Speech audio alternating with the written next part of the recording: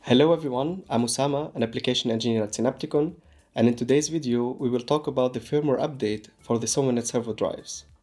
As you can see here, I have my drive connected to an OBLAC box.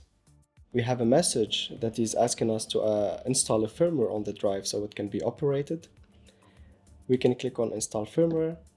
If we are connected to the internet, if our box has internet connection, then we can install the firmware from the top left.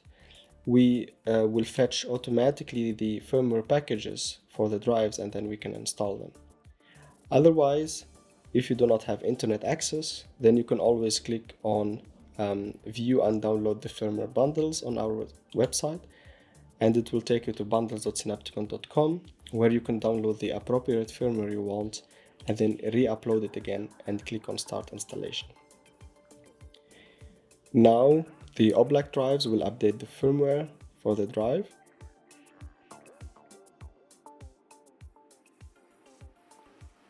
Once the firmware is properly updated, the OBLAC drives will reinitialize the SOMANET drive, and the next step will be to go through the setup wizard to configure our drives.